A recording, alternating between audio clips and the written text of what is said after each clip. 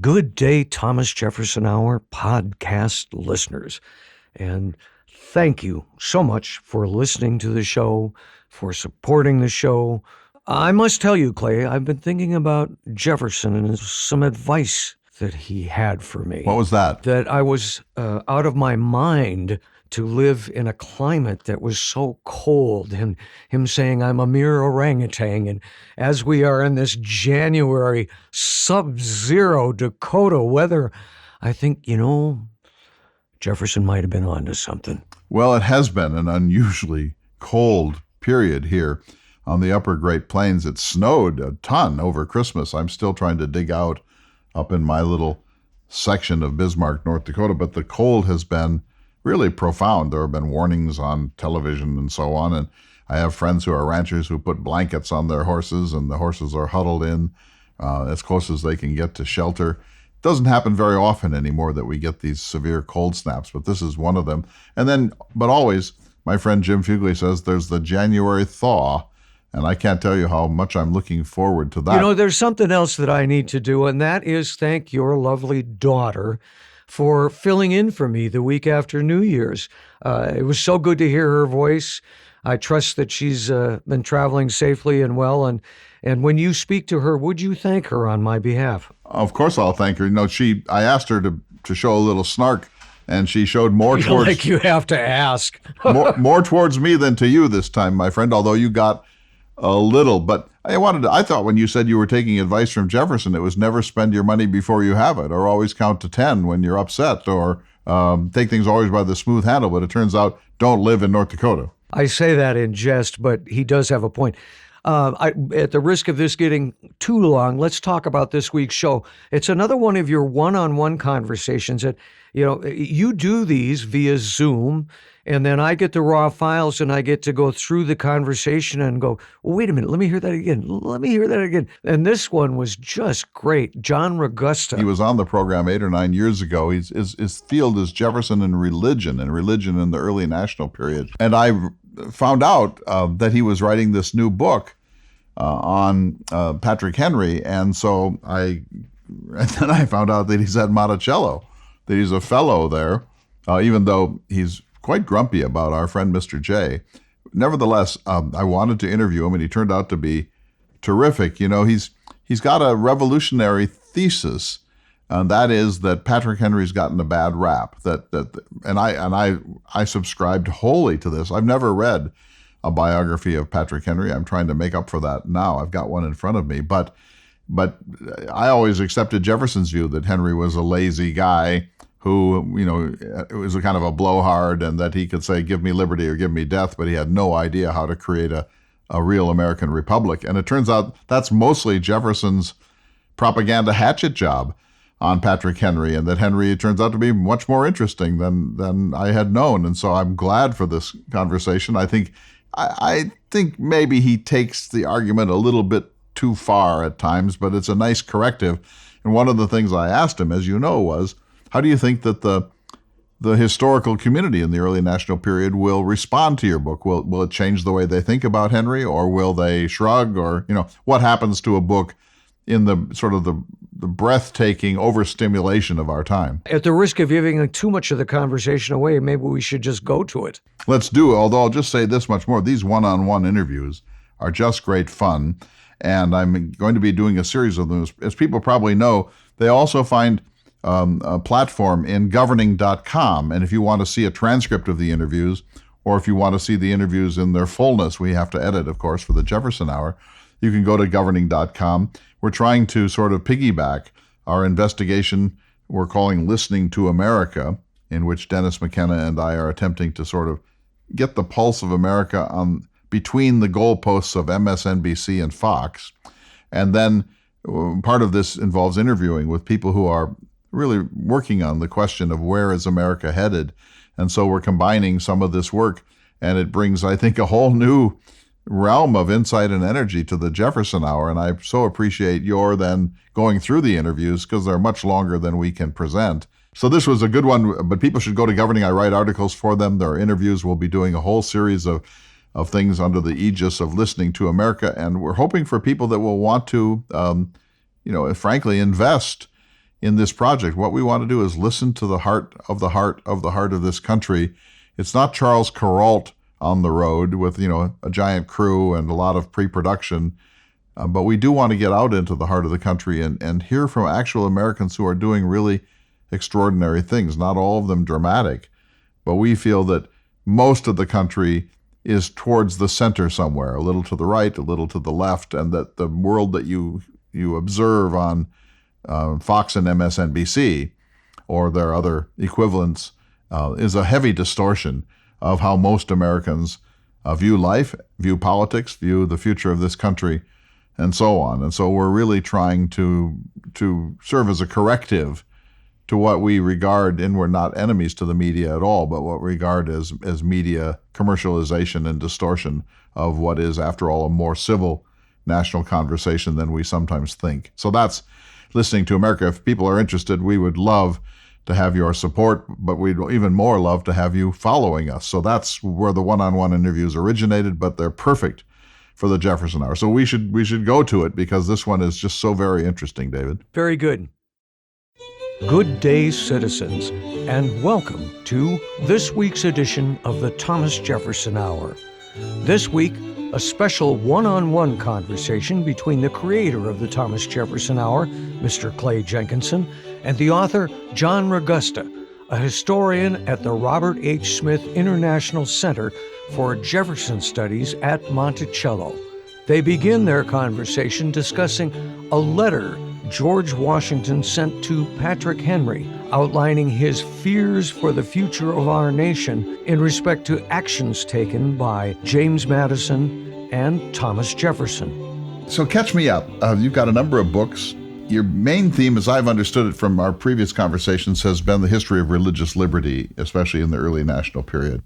Tell me about your trajectory and how you got to your current project. I came across a fascinating letter from George Washington to Patrick Henry, and it just launched me into an entirely new area of investigation because the letter was just so startling. It's January 15th, 1799.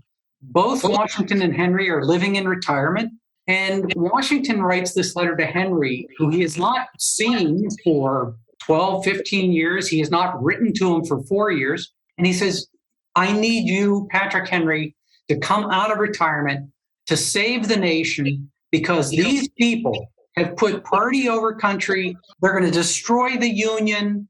Virginia is leading the charge, and it's a disaster. And the revolution that you and I led is going to be ruined. Well, these people were Thomas Jefferson and James Madison and the Kentucky and Virginia resolutions, this radical states' rights idea. So I read that letter, George Washington and Patrick Henry versus Thomas Jefferson and James Madison. And so that really launched the research. I started by doing a very short biography of Patrick Henry, which was a very good way to just learn more background and understand people a little better. But now this new book is about Patrick Henry and the crisis of Union of 1799 and exactly what happens with all of it. This incredible letter from Washington to Henry on January 15, 1799, which, by the way, is only 10 months before Washington's death. He says, you need to come out of retirement to save us from these Virginians, by which he means Madison partly and Jefferson chiefly. We've always thought that he broke with Jefferson over the other betrayals and the nasty letters and all that. You're sort of saying it may run deeper than that. He may now regard the Jeffersonians as simply dangerous to the Republic. That's right. In fact, and that's what, of course, leads to the book, is that people have underestimated what's going on in 1798, 1799. And we all build on others. A lot of new work has been done on the Alien and Sedition Acts. People like Wendell Berg, Jonathan Gannett, Terry Halperin. This is why Jefferson and Madison are so worried that the Alien and Sedition Acts were far worse than historians have ever thought. Conventional wisdom was there were 14 prosecutions and they weren't that serious. Byrd and others have shown there were scores of prosecutions, and they're targeted at the Democratic Republican newspaper editors, and there were more planned, and it was specifically being used as a device in the electoral process. Jefferson and Madison start with a very legitimate concern, a very serious concern, an attack on First Amendment freedoms, an attack on the democratic process. What they do with it then brings Washington and Henry out of retirement, saying, no, you've gone too far. And then the third piece of the story, which is interesting, you point out Washington dies in December, Henry dies in June.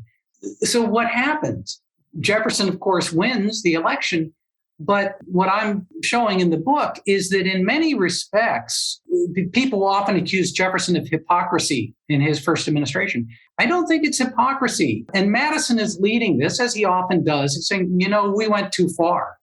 And you see a very distinct Jefferson and Madison pulling back in 1799, 1800, realizing we were driving the Republic very close to the edge.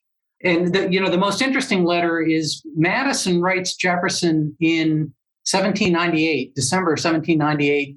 Jefferson receives it in early January, within a week of the Virginia resolutions being adopted. And Madison's already saying, maybe we didn't mean what we just said. Maybe we shouldn't go that route. And, so my suggestion is that Jefferson and Madison are significantly chastened by what's happening. And that this explains Jefferson's administration far better than hypocrisy. And you'll be very familiar with this, Clay, if you reread that first inaugural address in light of this, it makes a lot more sense. Jefferson saying, Federalists were not being entirely unreasonable. I can see why they were concerned that France might actually invade and destroy things. And, we are all Republicans, we are all Federalists. But I think that's not hypocrisy, nor is it, I think most historians view that inaugural address as sort of political pablum, easy for a victor to say, everybody get behind me. I think it's really evidence of Jefferson saying, with Madison's encouragement, we need to be a lot more careful with this Constitution in this country that we created and realize that we're all in it together. Jefferson's often credited with being the first president who really understands fully the bully pulpit value of you are the one person that speaks for the full nation. Well, that's not the way he was talking in 1798 and 99. But by 1800, 1801, he realizes, no, we have to be careful. Okay, but there's a paradox here, right? Because you started by saying the Alien, Sedition, and Naturalization laws were actually more draconian and more severe than we have hitherto thought. And Jefferson said that they were worthy of the 8th or 9th century, that this was a retrograde motion into something like monarchical autocracy or despotism. And he said, if none of the branches of the national government are going to check or balance these excesses, what's the remedy? Is the remedy that we just bend our heads and hope for better times? Or do we have to then invoke the 10th Amendment and make the states the last counterweight to this? And so, in a certain sense, he's right, isn't he? He is right about the problem. I think he's wrong about the solution. And I think history shows he's wrong about the solution. The way I lay it out is that the crisis was real. The attack of the Alien Sedition Act. You have three options. What's your normal response? You go to the ballot box and you win the next election. You win the next election. But Jefferson and Madison believed that that wasn't an option because of the Alien and Sedition Acts. How do we run a free and democratic election when they're shutting down the press? Second option, you go to court, you get it declared unconstitutional. And both Jefferson and Madison understood that was an option. They had talked about that when they were talking about the Bill of Rights. But every one of the judges is a Federalist judge. 6 of the 7 members of the Supreme Court, again, the new work shows people used to have a shorter list. 6 of the 7 members of the Supreme Court had sat on cases involving the Alien and Sedition Act without ever raising the constitutionality. So that doesn't work. And plus, Jefferson doesn't really want to credit the judiciary with that much power either. Well, no, although during the debates over the Bill of Rights, when he's urging Madison, we need a Bill of Rights, he says it will put a check in the hand of the judiciary. So if they had thought they could have won at court, they might have been for it. He would have had no objection. So he comes to this third option. We have to enlist the states. But Henry, in his final speech, and this is a speech which I think is one of the most important speeches in American history and has been given far too little attention, at Charlotte Courthouse in March of 1799, Henry says, look, I was the leading anti-federalist. I told you this was going to happen. I told you the federal government would be too powerful. I told you they would violate your rights. But we all accepted this in a democratic process. I lost. And Henry brings up a phrase that he had used in 1788 when he lost the ratification debate. We must seek reform in a constitutional way. And he says, go to the ballot box if you don't like this Alien and Sedition Act. And in a sense, history proves him correct, because that is, after all, what Jefferson and Madison did. And they did win, in spite of their fear that that wouldn't work because of the Alien and Sedition Act. And of course, you have strange things going on. There are actually more Democratic Republican newspapers at the end of the Alien Sedition Act than there was at the beginning, because thankfully, America's reporters, America's newspapermen stood up and said, heck no, we're going to publish. Henry says, look, if it doesn't work, this is the very end of his speech, if you are repressed by a tyrannical government and the ballot box is not working, you have no choice but revolution. But we're not there right now. And again, history demonstrated that was correct. You get the Jefferson Revolution of 1800, but that was a revolution at the ballot box. All right, you say these three choices.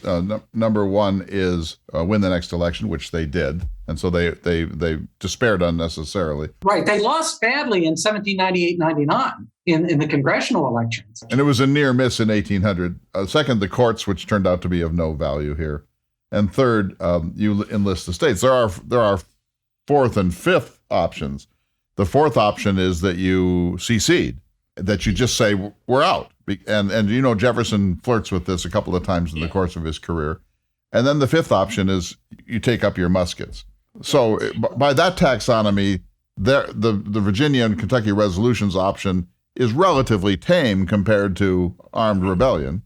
Well, I don't distinguish the third and the fourth, and nor did the people at the time. They say, look, if the states can unilaterally determine what laws they declare, the law will be different in Kentucky than it is in Maryland, Pennsylvania, the Union dissolves, which is exactly what Washington is saying to Henry in that letter. The Union dissolves. But yes, you have, and as I said, Henry recognizes, he said, you always have the ability, not the right, the ability to take up arms, but you only do that if the democratic process has entirely failed. What makes Washington think that Henry, who had been one of the principal anti-federalists, is going to welcome this letter? That's what's fascinating. Now, of course, these people all knew each other. I mean, Henry and Washington had been close going back to the Revolution.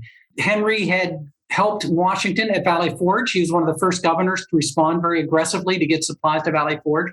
I think Washington realizes that, first of all, Henry is, with the exception of Washington, is the most popular politician in Virginia at the time, even more so than Jefferson. So I think to some extent it was the natural person for Washington to turn to.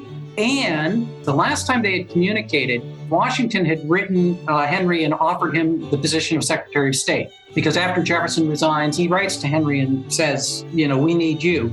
And Henry writes back and says, I'm retired. I did not support this Constitution. You all run it. That's fine. I'm not opposed to it. And he makes a point of, I'm not fighting you, but it's not my government. You run the government.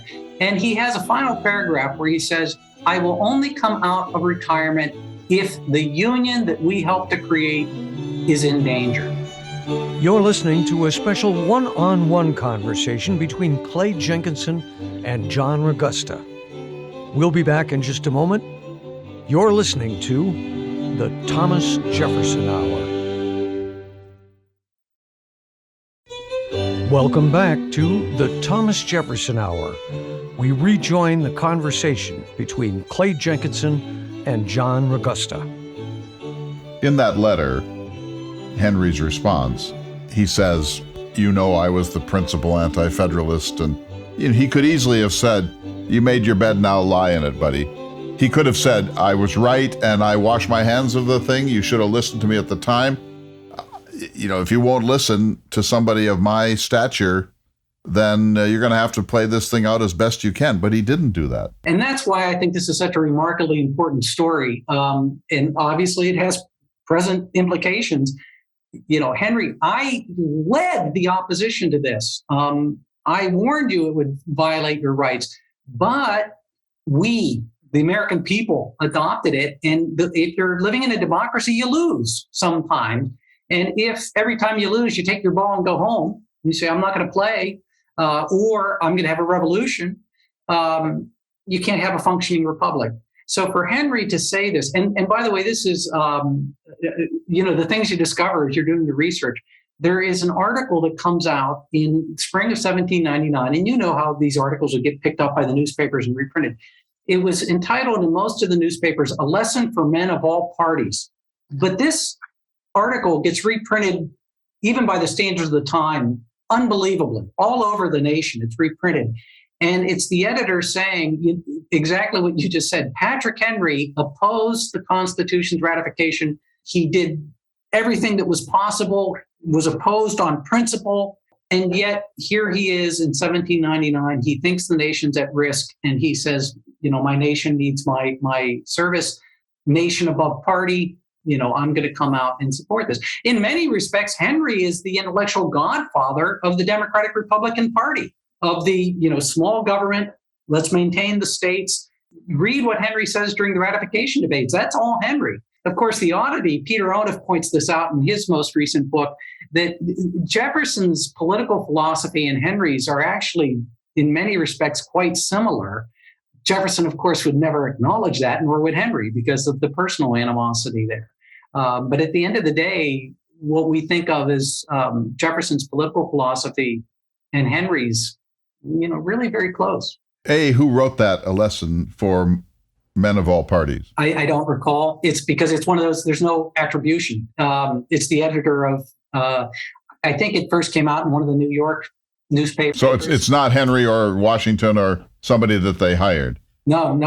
Because what it says is, if I'm hearing you right, if Henry believes that the Union's at risk, everyone needs to listen because Henry is not a person who loved Union. Exactly. And the newspaper battle, which I spend a fair amount of time on in this book manuscript, the Aurora, of course, which is the leading Democratic Republican newspaper, had come out in, I believe it was February or early March, praising Henry because John Adams had just appointed Henry as the third negotiator to go back to France to try to work it out, end the quasi-war and work things out. And so the Aurora prints this response to Adams saying, well, yeah, Henry's a great choice. He's brilliant. He's the leading Republican. Nobody can doubt Henry's wisdom or virtue. Well, within a couple of months, when Henry comes out, and after this Lesson to Men of All Parties comes out, the Aurora is trashing Patrick Henry, saying he's senile, he's vain. What's he talking about? So this political battle is going on, and people realize that, gee, if Patrick Henry has come out, now Washington was not as public at that time. It only comes out later when after Henry's dead. There are some letters between Henry and Washington, and Blair is the other person who's getting these letters that come out at the end of 1799, just before Washington's death, and then they're reprinted in 1800. Again, it's an interesting series of events. Jefferson and Madison correctly identify an enormous problem. I think they have and Henry and Washington think they have a very bad solution. Henry and Washington oppose, but then the real final scene in the story is Jefferson and Madison, I think, reacting. Pulling back from the brink. So why did, I get that Jefferson would write the Kentucky resolutions, of course. It's just so Jefferson. He's given to these sort of wild moments where he wants to not burn the whole thing down, but he's willing to risk everything for whatever his concept is of republic or liberty. But I always have wondered that Madison didn't talk him out of the whole thing, because Madison normally can talk Jefferson out of his wilder moments. Madison wrote a softer Virginia resolutions, but you're saying that he was uneasy even about those. Yes. And in fact, again, fill in some more blanks there. You're absolutely right. Jefferson is prone to this. And Madison says this after Jefferson's dead, that he has these wild fancies. Page Smith, historian people don't read so much anymore, he used to refer to Jefferson as like an artist. He had these wild flashes and ideas that he would throw out. But after Jefferson drafts the Kentucky resolutions and sends them off, it's not clear whether Madison had an opportunity to intervene before they're sent to Kentucky. But then Madison drafts the Virginia resolutions, and Jefferson sees them before they're submitted in Virginia. And Jefferson tries to get stronger language inserted to Virginia, null, void, of no force or effect. And this is one of the instances, there are very few of them, where we can see Jefferson and Madison arguing about a very important, very public document. Most people don't know it's Jefferson and Madison arguing behind the scenes, but Jefferson has Taylor insert that language, null, void, of no force and effect. Madison, who's not a member of the legislature, finds out, and he gets his people to get that language pulled back out. One of the key distinctions between the Kentucky resolutions and the Virginia resolutions, which people who really focus on them, Kentucky talks about a state can do this. Virginia talks about states can do this, which is very ambiguous because, after all, the states can propose an amendment under Article 6 of the Constitution and force Congress to consider amendments. And that gets adopted. The Virginia resolutions are adopted. But within a week, Madison is writing Jefferson saying, that those resolutions we just got adopted, when we say states, maybe what we meant is the people of the states, not the state government. Now, by the way, this is ludicrous. If you read the resolutions and read what was being said, that is not what those resolutions say. But here's Madison immediately realizing we're playing with fire to say that a state government can unilaterally, declare this unconstitutional. And Jefferson is toying with succession. I mean, he writes to John Taylor I think it's the summer of 1799, and is toying with the idea of succession. So Madison realizes very early on, we may have gone too far. And then Jefferson, by 1800, is adopting that Madisonian language, that it's the people who have the authority. Well, Henry said exactly the same thing. In an extremity, the people always have the authority to revolt. So I do think this is one of these instances. As you say, Jefferson often would have these ideas, and sometimes Madison, for example, when he wanted to have the Constitution disappear after 19 years. And Madison says, Tom, that's not really a very good idea, and here's why. And Jefferson does think better of it. There are other instances people are not aware of. Jefferson, for example, wanted to ban clergy from serving in the legislature. And Madison says, think about it. That's really penalizing people for religion as opposed to the government being neutral on religion. And Jefferson says, yeah, you're right, and he pulls back. Here, the Kentucky resolutions came out before they could have that conversation. Now, by the way, Jefferson, as you know, comes back to a much more radical view of states' rights after 1820. And then he writes another big thing to Madison, which Madison gets him to suppress. Right, the 1825 proposal to get the Virginia legislature. And again, that was a crazy, same thing. Jefferson has this brilliant idea, but it's crazy because what he wanted the Virginia state legislature to do was to take what he viewed as unconstitutional federal laws and adopt them word for word as Virginia laws, so that people wouldn't be abiding by the unconstitutional federal law. They would be abiding by the constitutional Virginia law. And Madison says, that doesn't really work very well. You can't do that. And if we want to oppose, at that time it was the infrastructure laws. If we want to oppose these infrastructure laws as being unconstitutional, let's do it straight up. So that's, but that's only after 1820. That Jefferson's rhetoric, and again, he's criticized as being a hypocrite. I don't think that's what's happening. His rhetoric on states' rights between 1800 and 1820 is much more moderate and seems to realize that we've created a nation here, but we could also lose the nation if we're not careful. But then in the Missouri Compromise, he freaks out all over again. And to some extent, once again, he's identifying a problem correctly. We know that it is going to lead to a terrible civil war. By the way, that term civil war, I talk about that a lot in the book as well, because when the Kentucky Resolution and Virginia resolutions come out, it's reprinted all over the country in articles, headlines, Civil War. This is going to lead to a civil war. So it's not just Henry and Washington. A number of people, Hamilton is saying the same thing. Of course, Jefferson and Madison can easily dismiss Hamilton. But the newspapers are reprinting that Kentucky and Virginia are going to lead us down the road of a civil war. But remember what Hamilton was doing. He was trying to use the build-up to the response to the French Revolution with the plan of marching through Virginia to put an end to this once and for all. So if Jefferson is saying wild things, Hamilton is saying insane things. Yeah, absolutely. And it's been said since day one, since this all occurs in 1798, 99, that Virginia was arming for a potential conflict with the federal government. Now, most historians dismiss that, and we could talk about it. It's complicated. Hamilton believes that Virginia is arming it's pretty clear that he believes that. I think Henry and Washington are very concerned that that may be happening. And I think it's not as clear as most historians treat it as no, that wasn't happening. All right, so there's so many leads I want to pick up here. So I want to start by saying, there are people far to the left of Jefferson that he's trying to hold in place without getting too far gone in this equation. So he's not at the extreme end of this movement. Absolutely right. And the letter on succession, people say Jefferson, again, a lot of reports will say, well, Jefferson wasn't talking about succession. Well, no, yes, he was. And the letters with Taylor make that clear. But then Madison writes to Jefferson, and Jefferson wasn't saying we should succeed tomorrow, but he was saying that may be what we have to do here. And Madison writes back and says, Tom, we're not anywhere near that yet. But wait a minute.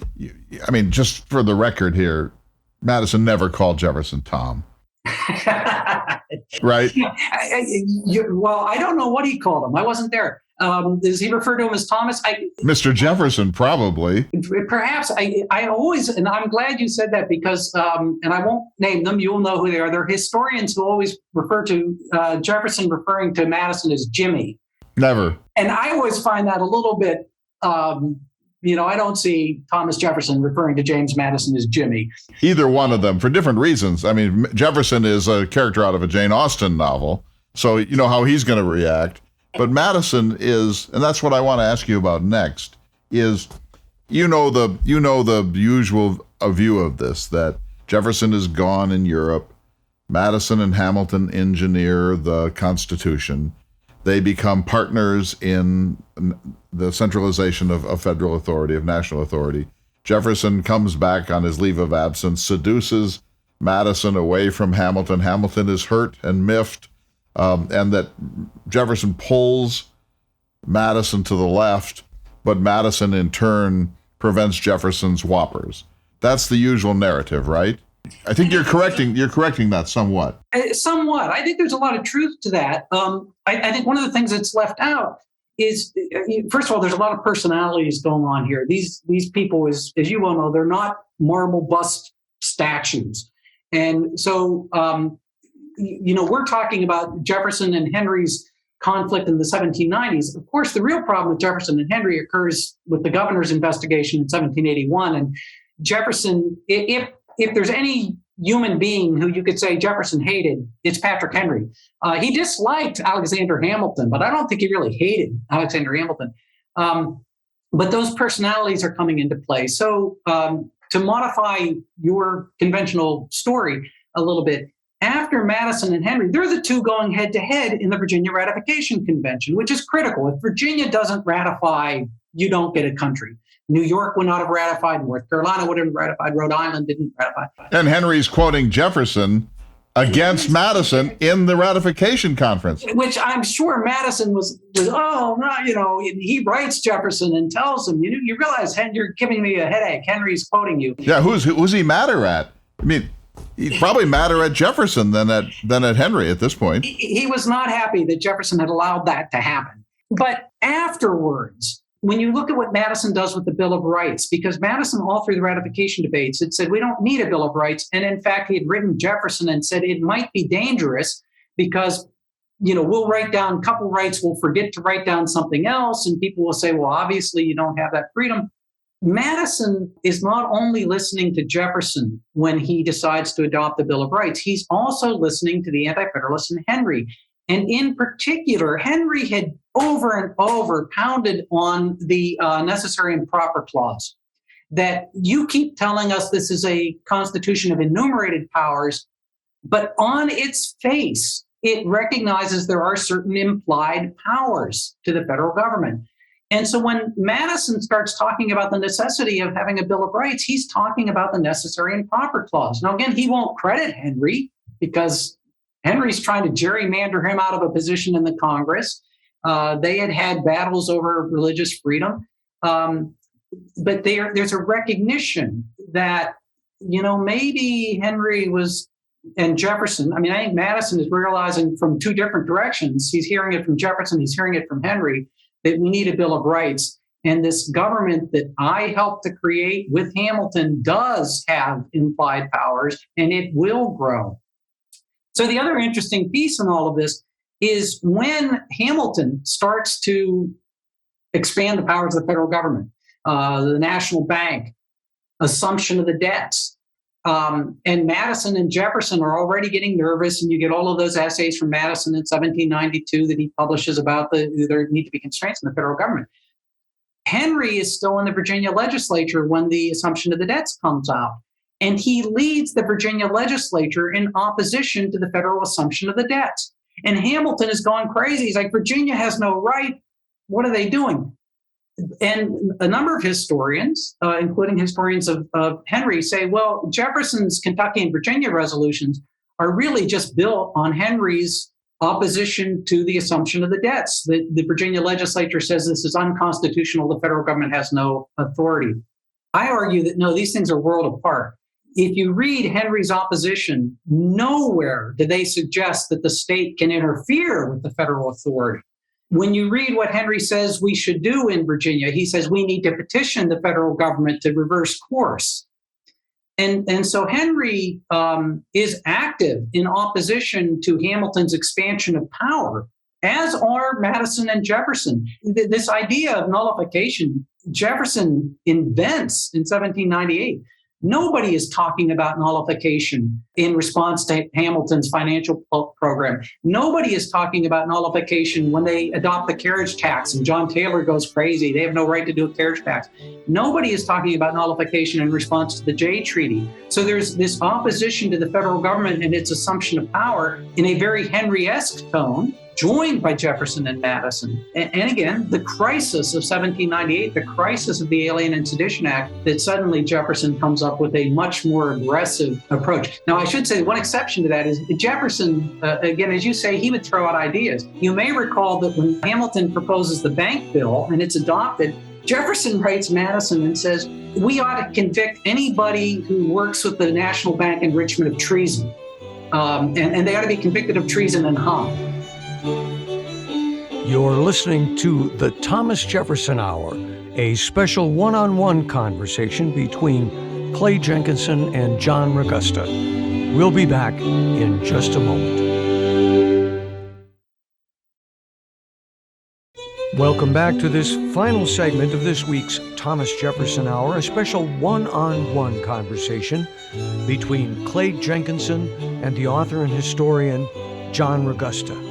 How hard was it to be James Madison as the best friend and collaborator with Thomas Jefferson? That had to be, obviously he revered Jefferson in some very important ways and never lost that.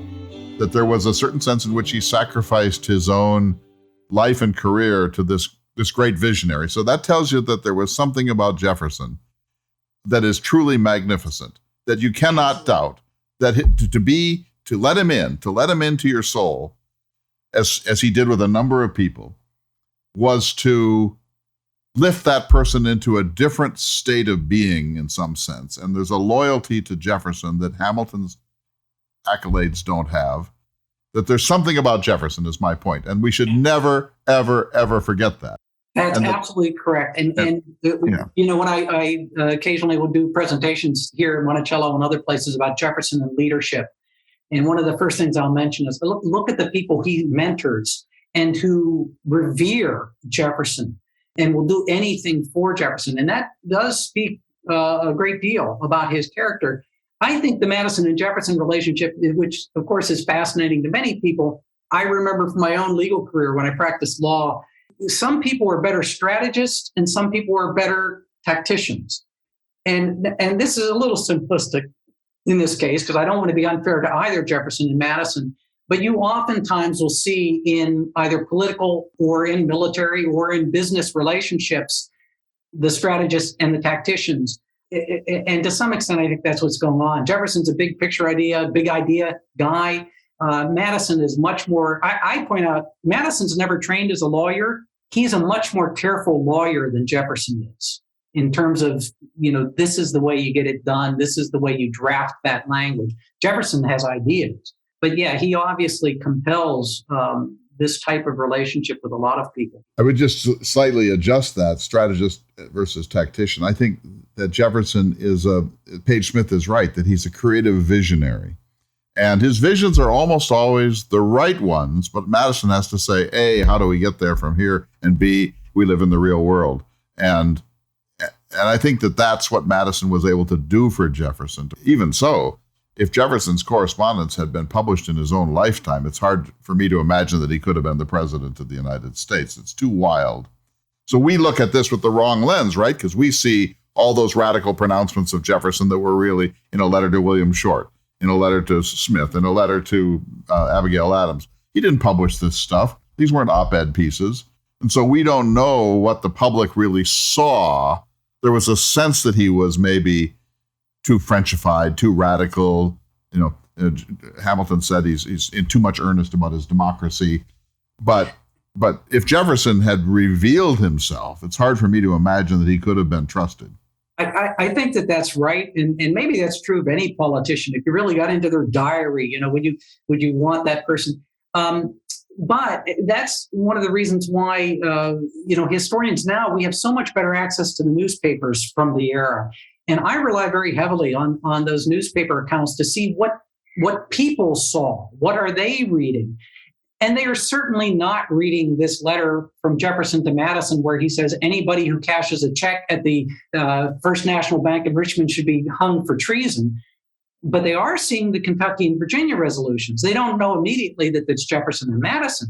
But the public reaction to those becomes very important. And the public reaction to Henry's speech becomes very important in my story, that there was a recognition that that Kentucky and Virginia, those resolutions are dangerous. That's going to take us in a different direction.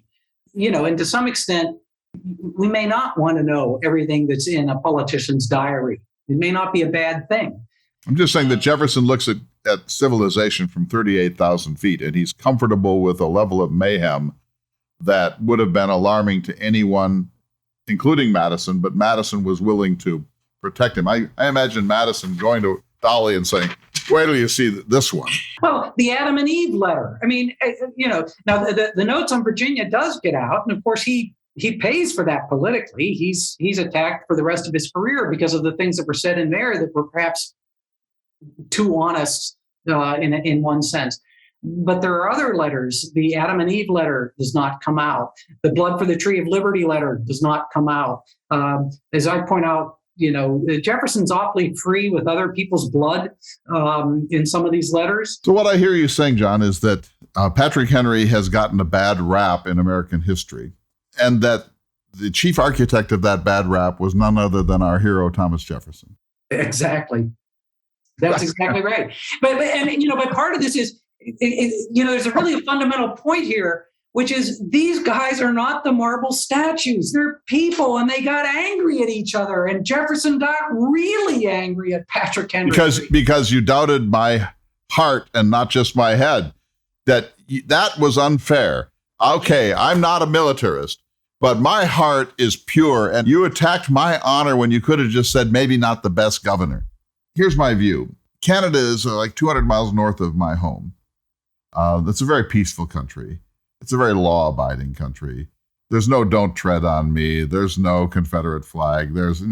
So the nonsense of our time with the Tea Party and the Freedom Caucus and the January 6th insurrection and this whole thing, that's an American phenomenon that you don't see in the same measure in Britain, Scotland, Canada, other countries. There's a bit of it.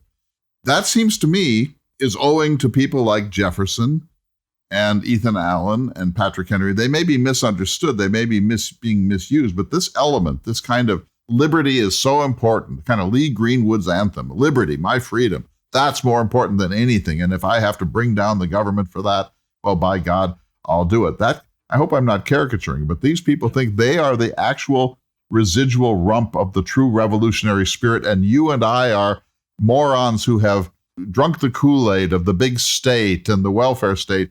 that comes from these guys, even if it's a misunderstanding of them. And I think it's basically a nuisance element in American life. Oh, I think you're onto an important point. But again, some of the modern historians don't like to grapple with this, but I think it's very much true. I think Gordon Wood, Bernard Bailyn, and others do a very good job.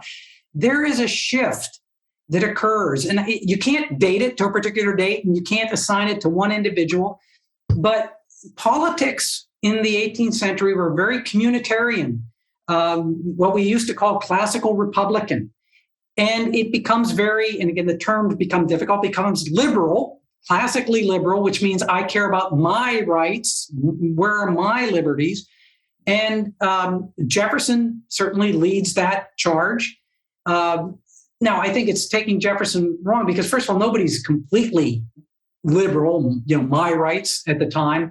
But I do think there is an aspect of this shift from communitarianism to liberalism, individual rights from community rights.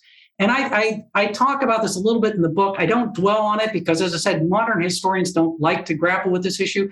But I think to some extent, George Washington and Patrick Henry in the 1790s are reflecting that earlier communitarian view. And by communitarian, we need to be concerned about the community. The democracy exists not to protect my rights only. Yeah, that's important, but it's to protect the community. And that's exactly what Henry's saying when he comes out of retirement. I said, if you'd asked me, we wouldn't have a constitution. But we agreed to this.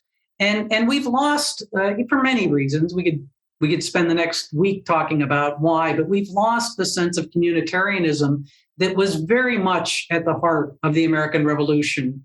It was not about a radical individual rights. Yeah, we were going to get those, but we were going to get those as part of a community. It was about representation. It was about, the right to have your voice heard, not the right to decide on your own. And I think that is part of what's happening here at the end of the 1790s. Jefferson, probably more than Madison, fixated on individual liberty, but not entirely. He's a Commonwealth man. He believes that that my own responsibilities don't end in my person or my family. That we have community responsibilities. That it's a Commonwealth, and that there's a tacit social compact as well as an explicit social compact. So Jefferson is quoted out of context in this, but he set himself up for this with those wild letters. Right, and the Ward Republics and all that. So absolutely, I think they take Jefferson too far. But I do think there is a shift that is occurring at the turn of the 19th century, and I think Jefferson, to some extent, is leading that. And as you say, he's then been taken even to an extreme. That we need to be concerned about community in a way that we probably haven't been. I've heard you say in this conversation, Henry cannot be located simply in give me liberty or give me death, that's a really an irresponsible way to think of that's what he gave to America. Absolutely. That is absolutely misreading him. First of all, it misreads him in 1775. It was not, if you listen to the modern Tea Party, no taxation. That was not what they were saying. They were saying no taxation without representation. When Henry says, give me liberty or give me death, he's talking about the fact that I have no representation in England. And if you doubt that's what Henry's saying, look at what he says during the ratification debates. Look at what he says in 1790 when Hamilton's plan is proposed. Look at what he says in 1799 when he comes out and says, look, we're all in this together. I didn't vote for this Constitution, but we did. And so we have to live with it. So how worried are you, John? How worried are you about the disintegration of the American Republic? Not that we've been a republic for a very long time.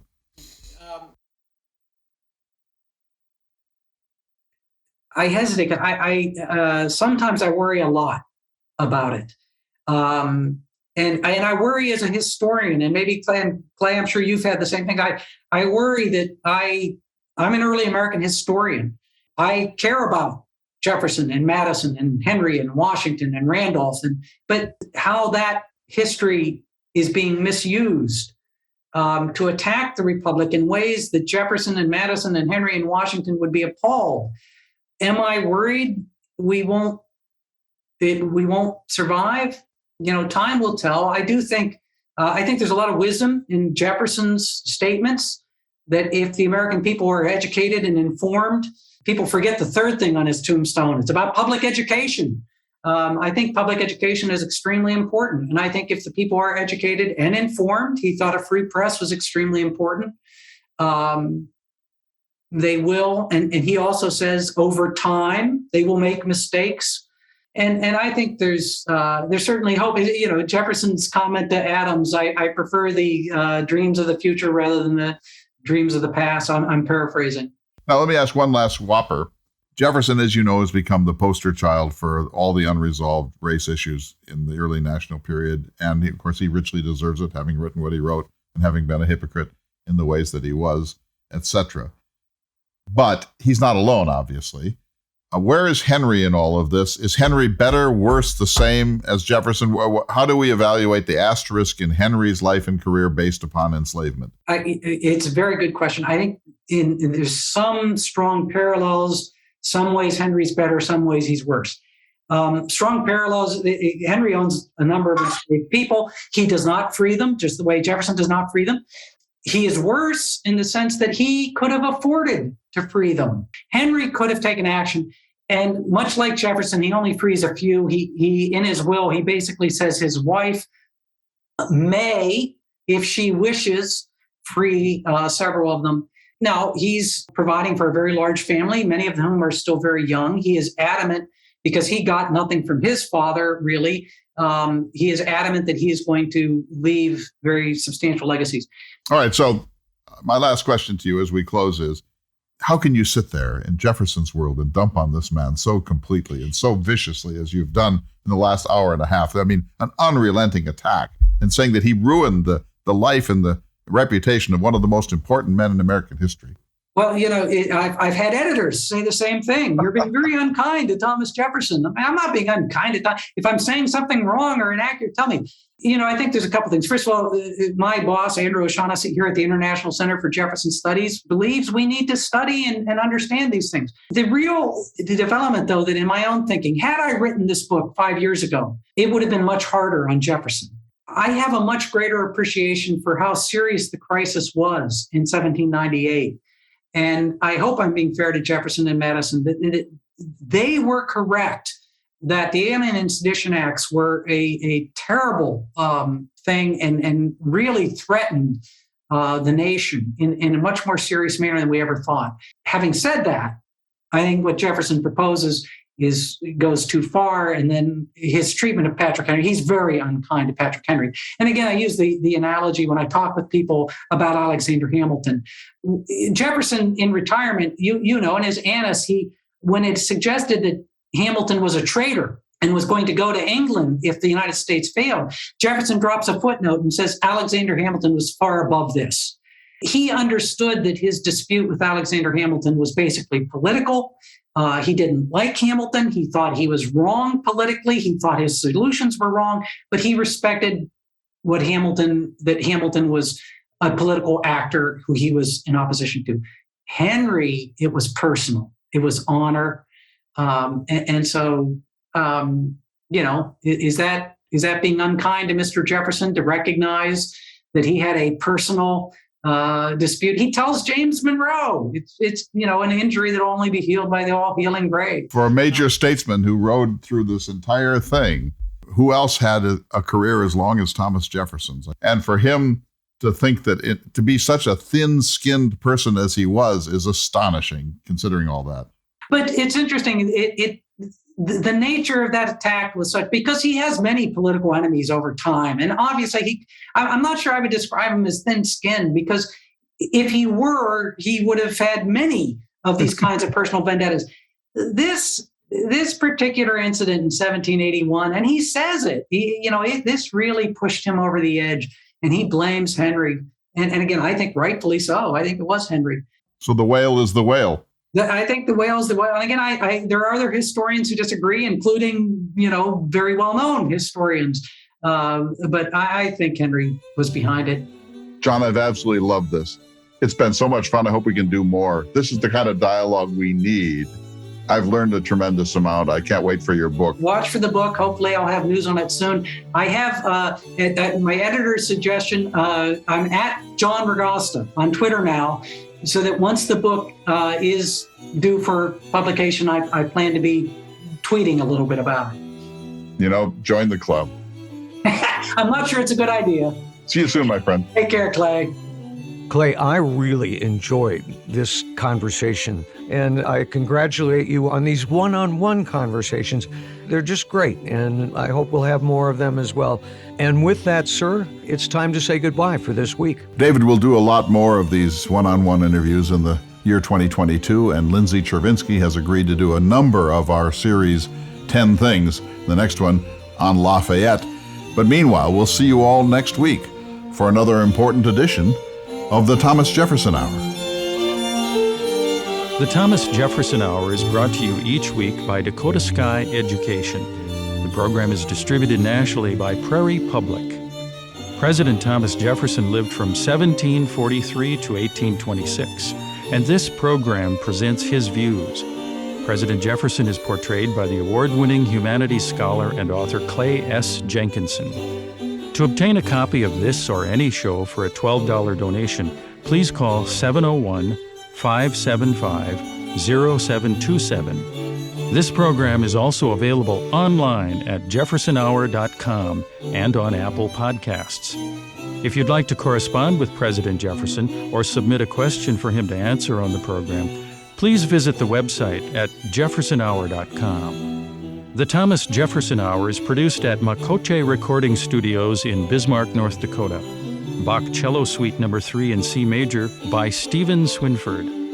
Thank you for listening. Please tune in again next week for another thought-provoking, historically accurate program, Through the Eyes of Thomas Jefferson.